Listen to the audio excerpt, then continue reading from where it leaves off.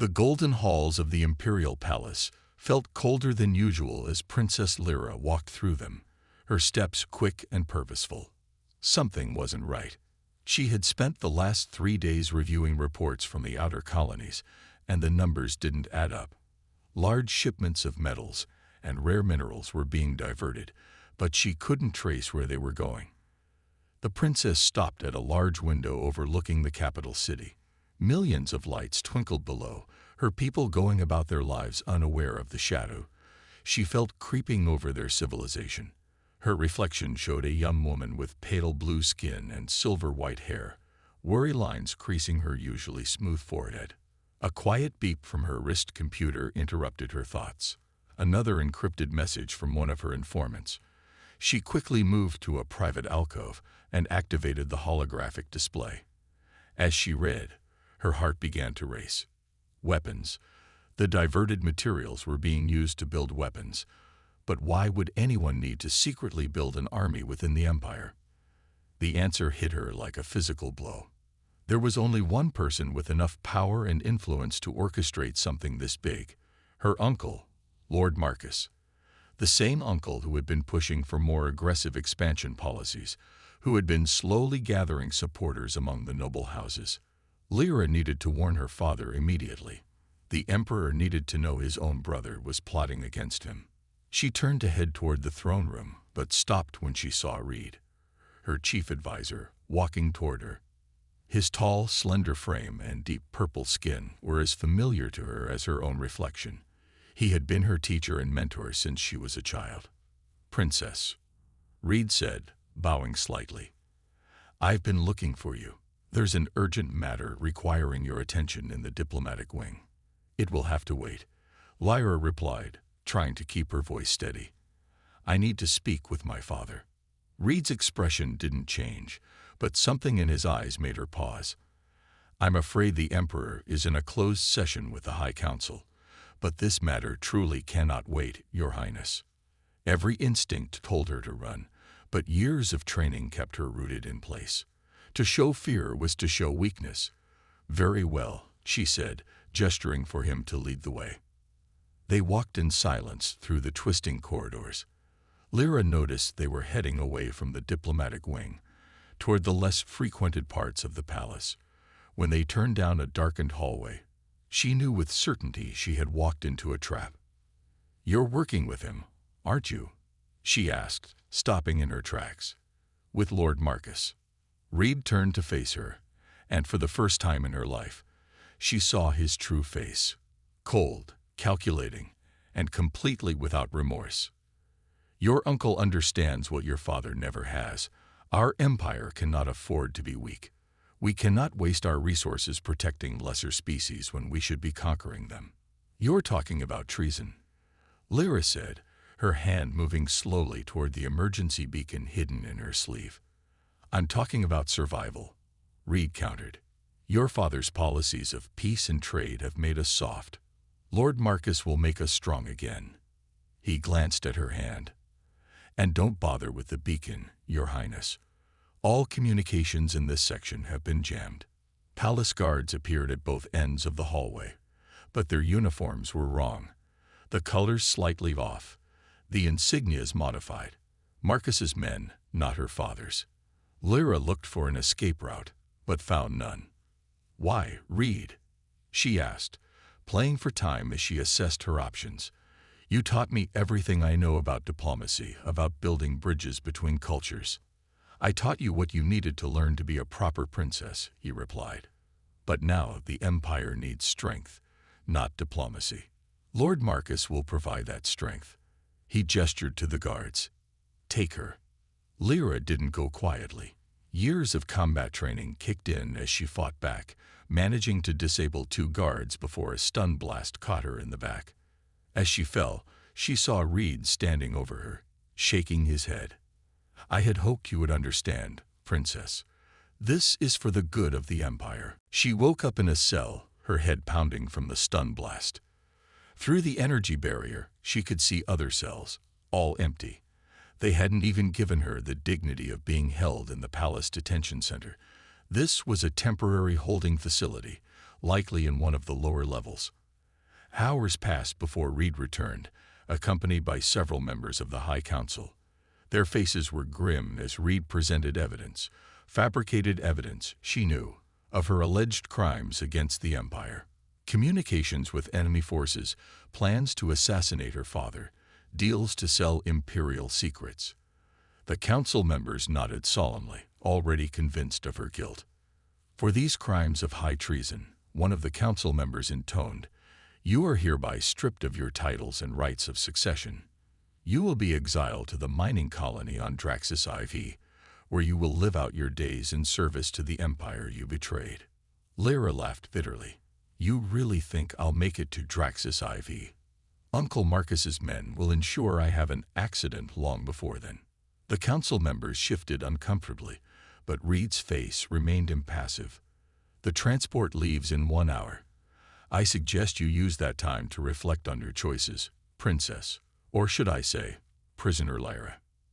After they left, Lyra sat on the hard bunk, her mind racing.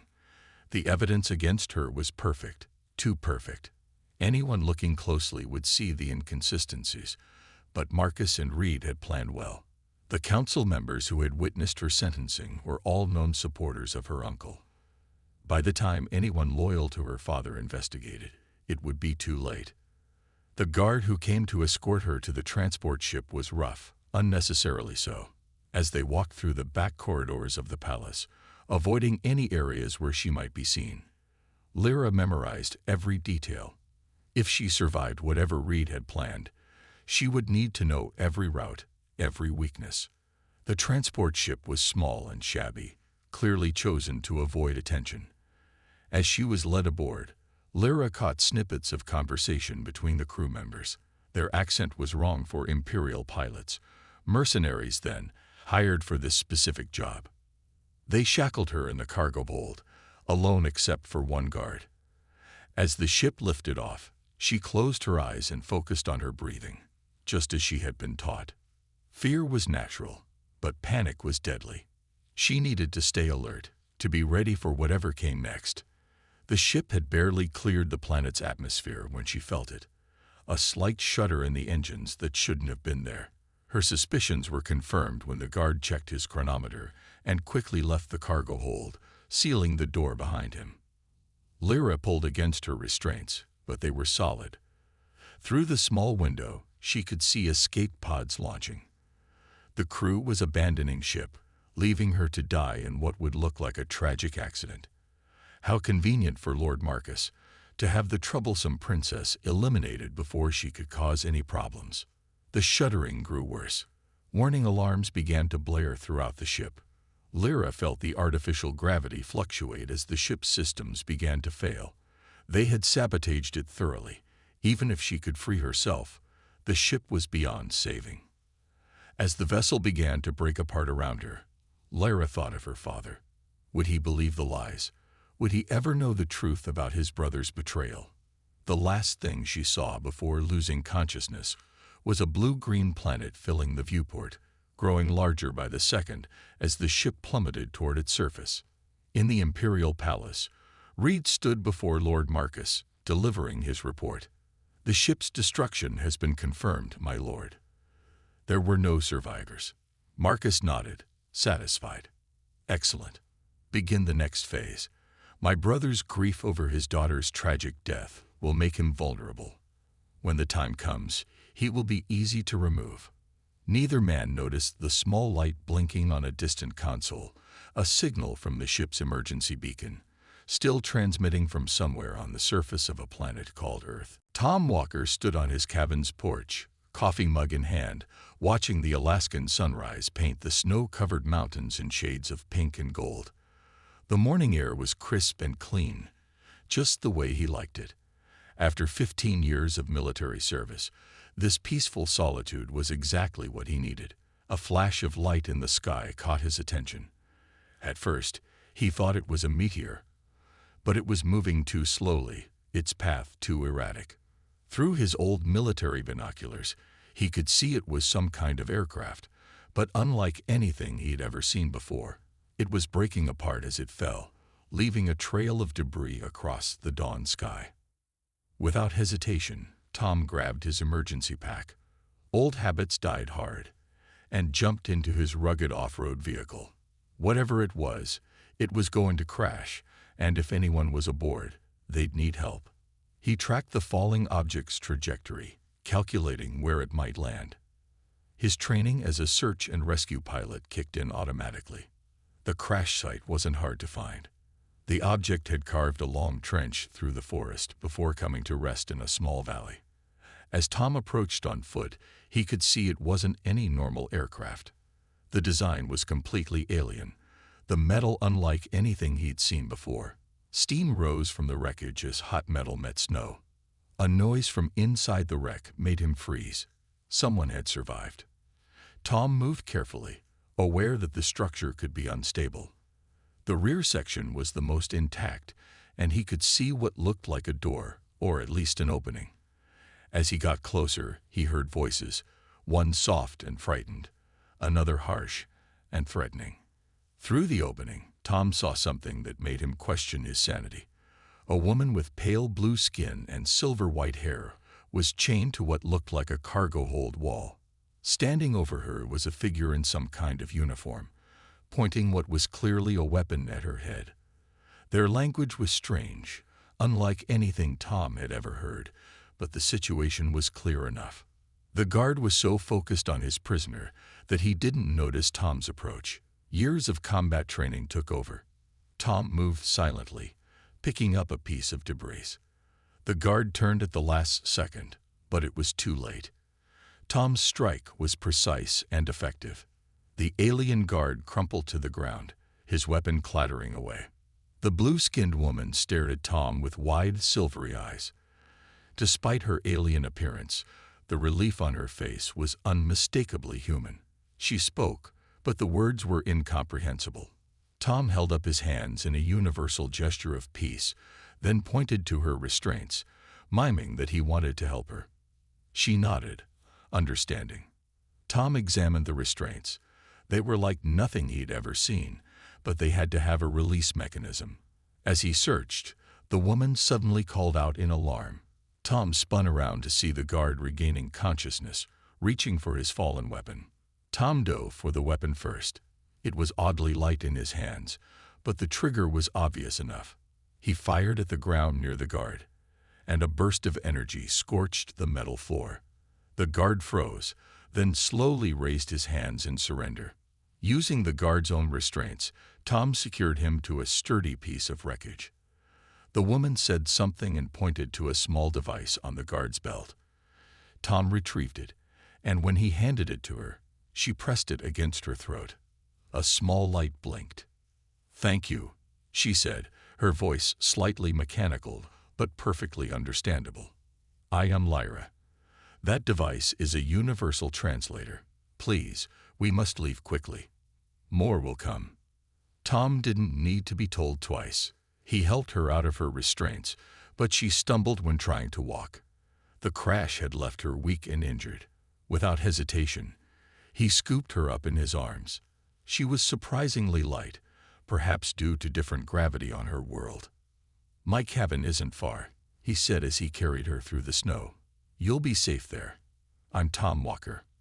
"Tom Walker," she repeated carefully. "Why did you help me? You don't know who or what I am."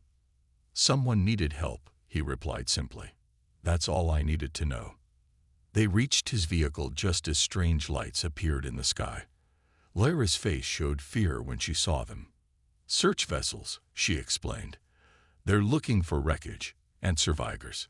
Tom drove carefully back to his cabin, taking indirect routes and using the forest cover when possible. The alien ships seemed to be focusing on the crash site, but he wasn't taking any chances. Lyra watched everything with intense curiosity. The trees, the snow, the wildlife they passed. "Your world is very beautiful," she said softly, "but so primitive compared to mine. How do you survive without gravity regulators and atmosphere processors?" Tom couldn't help but smile. "We manage. Sometimes simpler is better." At the cabin, Tom helped Lyra inside and got her settled on the couch. She was injured, but nothing seemed life-threatening. He treated her cuts and bruises with his first aid kit while she explained her situation: the betrayal, the sabotaged ship, her uncle's plot against her father. "So you're basically a princess," Tom said as he bandaged a cut on her arm. "And your uncle tried to have you killed to take over your empire." "That is a simple but accurate summary," Lyra replied. "And now I am stranded on a world that doesn't even have space travel, while my uncle prepares to overthrow my father." She looked around the cabin. "Though I admit, your home is more comfortable than I expected for such basic technology." "We might surprise you," Tom said. "Humans are pretty good at making do with what we have."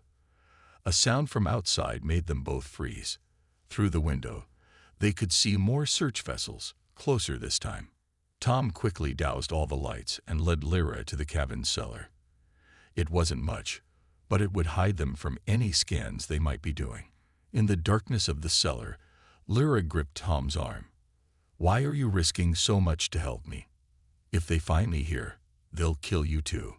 "Because it's the right thing to do," Tom replied. "And because I've seen enough coups and power-hungry leaders in my time in the military. They never end well for ordinary people." They sat in silence as the search vessels passed overhead. Tom could feel Lyra trembling, though whether from fear or cold, he couldn't tell. He wrapped his jacket around her shoulders. "You'll need to stay hidden for a while," he said once the sound of the vessels had faded. "At least until they give up searching this area. My cabin's pretty isolated. We should be safe here." "We?" Lyra asked, surprise in her voice. "Well, I can't just leave you alone in a cabin in Alaska. You don't even know how to use a wood stove." Tom grinned in the darkness. "Besides, I have a feeling your uncle's plan is bigger than just taking your father's throne. Might be good to know what we're dealing with." As they climbed back upstairs, Lyra looked at Tom with new understanding. "You're very strange, Tom Walker. Any other human would be terrified of aliens appearing in their world." "Oh, I'm terrified," Tom admitted cheerfully. "But that's never stopped me before. Now how about I teach you to make coffee? If you're going to hide out on Earth, you might as well learn to enjoy some of our primitive pleasures." 3 weeks had passed since the crash, and Lyra was starting to understand why humans seemed so resilient. She watched as Tom chopped wood outside the cabin, his breath visible in the cold air. Everything here required physical effort: staying warm, getting food, maintaining shelter. Yet somehow, these limitations had made humans stronger, not weaker. Inside the cabin, she studied the device she had salvaged from the crashed ship. It was a small computer core, barely damaged in the crash. She had spent days repairing it with Tom's help, though she had to explain every step to him. His questions were surprisingly intelligent, showing a quick grasp of concepts that should have been far beyond his technological level. "The fires built up should last the night," Tom said as he came inside, bringing a blast of cold air with him. He hung up his coat and came to look over her shoulder. "Any luck with that thing?" "Some," Lyra replied, pointing to the holographic display. "I managed to access some of the security files from the palace. Look at this." The display showed a group of scientists working in a laboratory. They were handling strange devices that pulsed with an eerie purple light. Tom leaned closer, frowning. "What are those things?" he asked. "Mind control devices," Lyra explained. "But they're different from any I've seen before. The Empire has similar technology, but it's strictly regulated and only used for medical purposes, helping people recover from brain injuries." She tapped some controls, showing more images. "These are much more powerful. My uncle plans to use them to control the noble houses, maybe even my father." Tom sat down heavily in a nearby chair. "Your people can control minds. That's terrifying." "It shouldn't be possible on this scale," Lyra said. "The human mind naturally resists such control. It takes enormous power to overcome that resistance, and even then, it's temporary." She paused, looking at Tom thoughtfully. "That's what's strange about you, actually." "Me?" "Yes. When I try to sense your thoughts, something my people can do naturally. There's nothing. It's like trying to read a blank wall. She turned back to the computer. I thought it was just you, but I've noticed the same thing when the search ships pass overhead. They can't seem to track you either.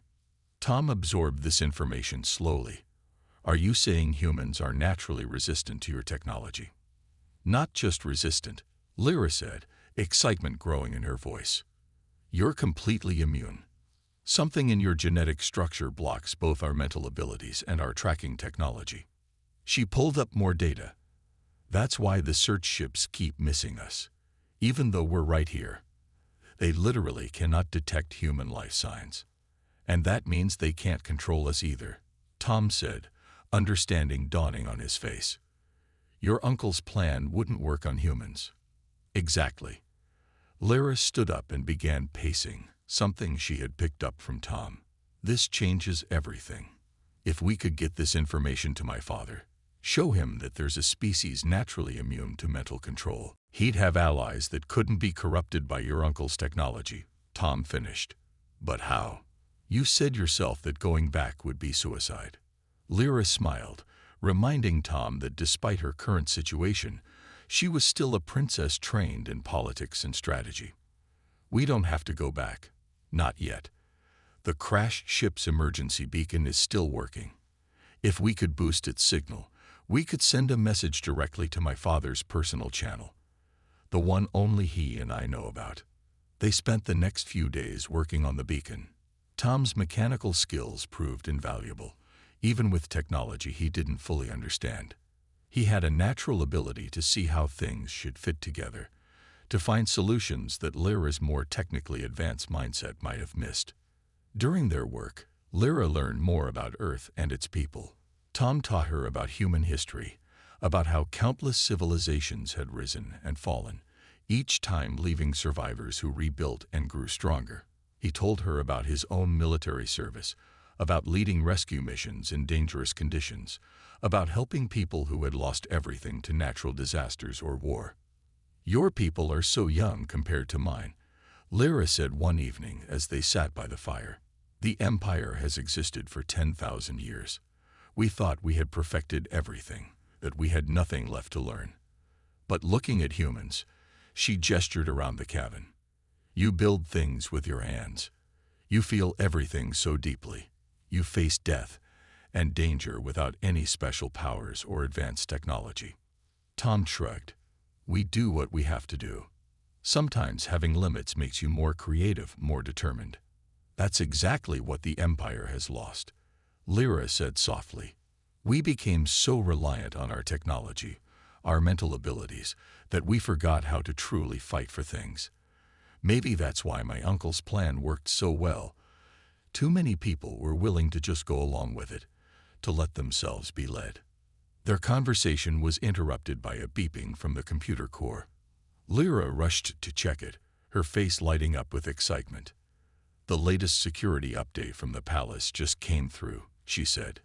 Tom, look at this. My uncle is planning something big. In 2 weeks, there's going to be a ceremony to officially remove my father from power. They're calling it a voluntary resignation due to grief over my death. Tom studied the information. 2 weeks isn't much time. Can we get the beacon working by then? Maybe, Lyra said, but I'm thinking something bigger now. She turned to face him, her expression serious. What if we didn't just send a message? What if we sent a team? A team of humans, naturally immune to all Imperial control technology. You want to send human soldiers into an alien palace? Tom asked, raising an eyebrow. Not soldiers, rescuers, Lyra corrected. You said yourself you have experience with rescue missions. And I know the palace better than anyone, with your immunity to our technology and my knowledge of Imperial security. It's crazy, Tom said, but he was smiling. The kind of crazy that just might work. He stood up and walked to a locked cabinet in the corner of the cabin. Opening it revealed communications equipment, more advanced than Lyra would have expected. I kept in touch with some of my old team. Good people, ones I trust. They're probably getting bored of civilian life anyway. Lyra watched as he began setting up the equipment. "You're really willing to do this? To risk your life for an alien princess and her distant empire?" Tom paused in his work. "When I was in the military, I learned something important. Evil wins when good people do nothing. Doesn't matter if those people are human or alien. If we can help, we should." As Tom made his calls, Lyra turned back to the computer core. She had 2 weeks to turn a group of humans into people who could infiltrate the Imperial Palace. 2 weeks to prepare for a mission that would either save her father and the Empire, or end with all of them dead. But watching Tom confidently organizing his team, seeing his absolute certainty that they would succeed, Lyra felt something she hadn't experienced since before the betrayal: hope. These humans, with their primitive technology and their strange immunity to Imperial power, might just be exactly what the Empire needed. The repaired ship hummed quietly in the Alaskan clearing, its systems running on minimal power to avoid detection. Tom's team gathered around as Lyra explained the final details of their mission. 5 former rescue operators, each chosen for their specific skills, listened intently as the alien princess pointed to a holographic map of the Imperial Palace. "The coronation ceremony will be held here, in the Grand Hall," Lyra said, highlighting a massive chamber. "My uncle will have the mind control devices stationed at these points." Red dots appeared around the room. "The good news is that you're immune to their effects. The bad news is that everyone else in that room will be under their influence within minutes." Mike, the team's tech expert, raised his hand. "Question: will they know we're human right away?" "No," Lyra answered, adjusting the hologram. "Thanks to these." She pointed to a box of small devices they had fabricated using parts from the crashed ship. "Holographic disguise generators. They'll make you look like regular Imperial guards. Just don't let anyone touch you. They'll feel human skin instead of our texture."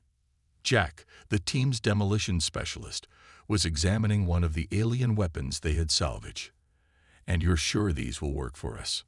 "The weapons aren't connected to our mental network," Lyra explained. "They're purely mechanical. Tom's been using them without problems." She looked at the last 2 team members, Lisa and Ray, who were practicing with the alien technology. "Remember, your immunity to our tech is our biggest advantage.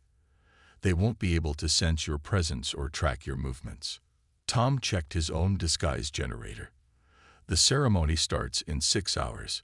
Once we're in position, we'll have exactly 1 chance to take out those mind control devices before Uncle Marcus realizes what's happening." The plan was risky, but it was their only option. They would enter the palace using Lyra's old security codes, which still worked, thanks to Reed's overconfidence in believing she was dead. The team would split into 2 groups. Tom and Lyra would head for the main control room to disable the palace's defense systems, while the others would plant charges on the mind control devices.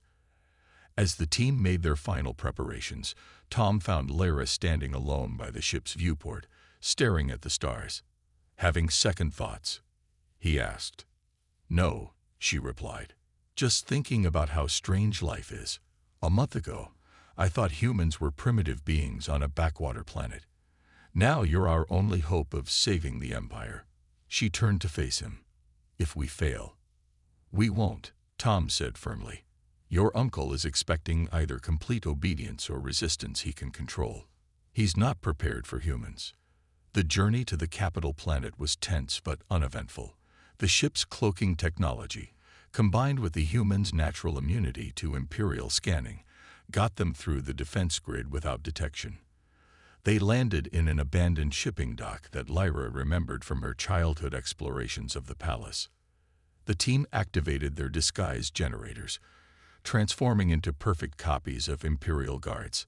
Lyra adjusted her own appearance to look like a minor noble, someone important enough to have guards, but not important enough to draw attention. "Remember," she said as they prepared to split up, "the ceremony starts with the nobles entering the Grand Hall. Then my uncle will give his speech about my father's willing abdication. When the mind control devices activate, that's our signal." Tom nodded to his team. Mike, Lisa, you're with me and Lyra. Jack and Ray, get those charges in place. Radio silence unless absolutely necessary. He looked at each of them. Good hunting. Moving through the palace corridors was surreal. Imperial nobles and servants walked past without a second glance, their minds already partially influenced by the lower-level control fields Marcus had in place. Lyra led them confidently, playing the role of a noble perfectly. They'd reached the security center with 15 minutes to spare. The guards inside never saw what hit them. Human combat training proved surprisingly effective against opponents who relied too heavily on mental abilities. Mike got to work on the control systems while Lisa watched the door. "I'm in," Mike said after a few tense minutes. "Security grid is looped. They'll see everything as normal until we want them to see different." Tom checked the time. Jack, Ray. Status. Charges set on 3 devices. Ray's voice crackled quietly over the radio. Moving to the last 2 now. Suddenly, alarms began blaring throughout the palace. On the security screens, they could see guards running toward the Grand Hall. Lyra's face went pale. "They're starting early," she said. "My uncle must suspect something." "Jack, Ray, get those charges set now," Tom ordered. "Everyone else, move to the Grand Hall. Stick to the plan, just faster." They ran through the corridors, no longer caring about staying inconspicuous. When they reached the Grand Hall's entrance, they could hear Lord Marcus's voice booming inside. "My brother's grief over his daughter's tragic death has left him unable to rule," Marcus was saying. "As his closest relative, I will assume the throne and lead our empire into a new age of power and control." Tom peered through the doorway. The mind control devices were glowing purple, their energy beginning to pulse. Most of the nobles in the room already looked dazed. The emperor sat in his throne, his eyes unfocused, clearly under the influence of the devices. "Charges set," Jack's voice came through. "Ready on your signal." Lyra gripped Tom's arm. "My father. We have to help him." "And we will," Tom assured her. He looked at his team. "Mike, Lisa, get ready to hit the guards. Lyra, stay close to me." He raised his radio. "Jack, Ray, blow them now." The explosions were precisely controlled, destroying the mind control devices without harming the people nearby. The purple glow disappeared instantly. On the security screens, they could see Jack and Ray engaging the guards near the backup devices. Lord Marcus's voice rose in anger. "What is the meaning of this?" "Guards. That's our cue," Tom said. He turned to Lyra. "Ready to crash your uncle's party." Lyra smiled grimly and deactivated her disguise generator. "Let's remind him why you don't betray a princess." They burst into the Grand Hall, Tom's team moving with military precision. The Imperial guards, confused by their inability to mentally sense or control the intruders, fell quickly to the humans' practiced combat skills. Marcus's face contorted with rage when he saw Lyra. "Impossible. You're dead." "Sorry to disappoint, Uncle," Lyra said, her voice carrying across the hall. "But I brought some friends you might find interesting."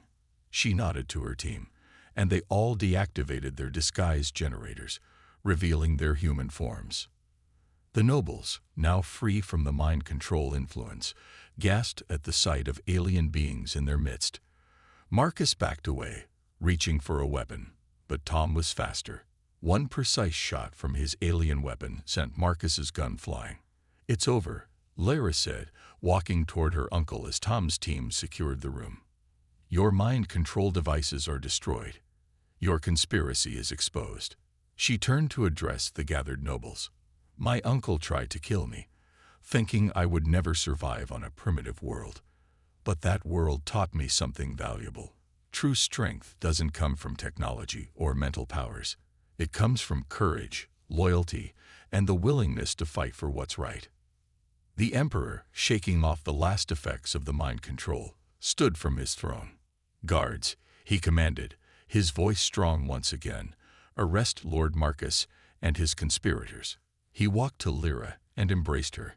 "My daughter, I thought I had lost you." "You nearly did, Father," Lyra replied. "But humans saved me. And now they've saved our empire." The days following Lord Marcus's failed coup were filled with rapid changes in the Imperial Palace. Guards led a continuous stream of conspirators to the detention cells, while the Emperor worked tirelessly to undo the damage his brother had caused. Through it all, Tom and his team remained at Lyra's side, their presence causing endless fascination among the Imperial court. Reed sat in his cell, watching as Lyra approached with Tom beside her. The former advisor's purple skin had grown pale during his imprisonment, but his eyes still held their calculating look. "I suppose you've come to gloat," Reed said, his voice bitter. "The princess who survived, returning with primitive warriors to save the empire." "Actually," Lyra replied, "I came to thank you." When Reed looked confused, she continued, "Your betrayal taught me something important. It showed me that our empire had grown too dependent on our advanced technology, too convinced of our own superiority. We needed to change." "Change?" Reed laughed harshly. "By embracing primitives who can't even travel between stars." Tom stepped forward. "Those primitives just took down your whole conspiracy. Maybe that says something about relying too much on fancy technology." Leaving Reed to think about that, they walked through the palace corridors. Servants and nobles bowed to Lyra as she passed, but their eyes lingered curiously on Tom. Humans were still a novelty in the Imperial Palace, and stories of their immunity to Imperial mental powers had spread quickly. In the Emperor's private study, they found him meeting with the High Council. The room looked different now. The ornate technology displays had been replaced with simpler, more practical devices. It was a small change, but it represented a larger shift in Imperial thinking. "Ah, my daughter," the Emperor said warmly. "And Tom Walker. We were just discussing the future of human-Imperial relations." He gestured to a holographic display showing Earth. "Your actions have opened many eyes in the Empire. We've been watching humanity for centuries, dismissing them as primitives. Yet they accomplished something our best security forces couldn't. They succeeded because we underestimated them," one council member added. "Their immunity to our mental abilities, their resourcefulness, their different way of thinking. These are valuable traits." Lyra smiled. "That's what I wanted to talk about, Father. I have a proposal."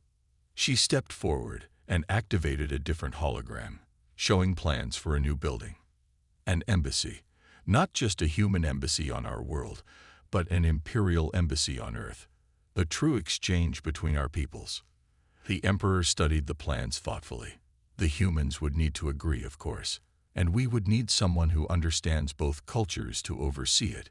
He looked meaningfully at Tom. "Are you offering me a job?" Tom asked, raising an eyebrow.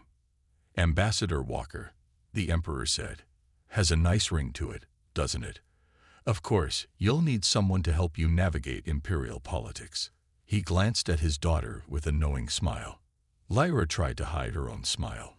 Over the past weeks, her feelings for Tom had grown into something more than gratitude or friendship. She had seen him lead his team with courage and compassion, had watched him adapt to an alien culture without losing his own principles, and she had noticed how he looked at her when he thought she wasn't watching. "There's more," Lyra said, turning serious. "What we learned from this conspiracy, about the dangers of over-relying on technology, about the value of different perspectives. It needs to be remembered. I want to establish a new branch of the Imperial Guard. Human and Imperial warriors training together, learning from each other's strengths." The council members murmured among themselves, but the Emperor nodded approvingly. "A wise proposal. The Empire has grown complacent.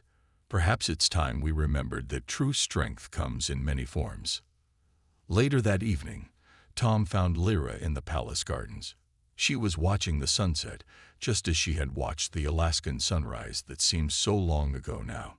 "So," he said, sitting beside her, "Ambassador Walker and Princess Lyra, building bridges between two worlds. Think it'll work?" "It has to," she replied. "My uncle's conspiracy showed us the dangers of isolation and arrogance. The Empire needs to change, to learn from others. She turned to face him. Will you miss Earth? I'll visit often enough as ambassador, Tom said. And honestly, after everything that's happened, staying in one place seems a bit boring. He grinned. Besides, someone needs to keep teaching you about primitive human things. Lyra laughed. My father was quite impressed by coffee, you know. He's having the palace kitchens learn to make it. Their conversation was interrupted by Mike and Lisa, who came hurrying up the garden path. Tom, you need to see this, Mike said excitedly. The Imperial engineers are showing us their spaceship designs. The way they manipulate gravity is incredible. And we're showing them some of our combat techniques, Lisa added. Turns out, not being able to rely on mental powers makes you pretty good at hand-to-hand fighting. Tom stood, offering his hand to Lyra. Shall we go see what trouble our peoples are getting into together, Princess? Lyra took his hand, but didn't let go after standing. You know, as the official ambassador, you should probably start calling me by my proper title. Oh, Tom's eyes twinkled. And what title would that be? How about just Lyra? She said softly. At least when it's just us. In the months that followed, the Imperial Palace underwent many changes. Human technology began to appear alongside Imperial devices. Training grounds echoed with the sound of human and Imperial warriors learning from each other. The embassy construction proceeded rapidly, its design combining the best of both cultures. Lord Marcus and his conspirators faced Imperial justice, but their punishment reflected the Empire's new approach. Instead of imprisonment, they were sentenced to work with the humans they had dismissed as primitives, learning firsthand the value of different perspectives. The Emperor watched it all with satisfaction. His daughter had returned to him stronger than before, bringing with her a new vision for the Empire's future. The humans' presence had sparked a renaissance of innovation and cultural exchange. Even Reed, still in his cell, had begun asking questions about human culture and history. 1 year after the failed coup, Lyra stood before the newly completed embassy. Tom stood beside her, now comfortable in the formal robes of his position as ambassador. Behind them, a mixed group of human and Imperial students prepared for their first exchange program. A year ago, I thought being stranded on Earth was the worst thing that could happen to me, Lyra said. Now look at all this. 2 civilizations learning from each other, growing stronger together. Tom squeezed her hand. Just imagine what we'll accomplish in another year. A small ship landed nearby, bringing the first official human delegation to the Empire. As Lyra and Tom went to greet them, she reflected on how much had changed. Her uncle had tried to control the Empire through force and fear. Instead, he had inadvertently opened the door to its greatest period of growth and learning. The humans brought with them their creativity, their resilience, and their unique perspective. The Empire offered its technology, knowledge, and resources. Together, they were building something new, a future that neither civilization could have achieved alone. As she watched Tom welcome the human delegates with his easy charm, Lyra smiled. She was no longer just the Imperial princess who had been betrayed and survived. She was a bridge between worlds, a symbol of how adversity could lead to unexpected blessings. The Empire would never be the same, and that, she realized, was exactly what it needed.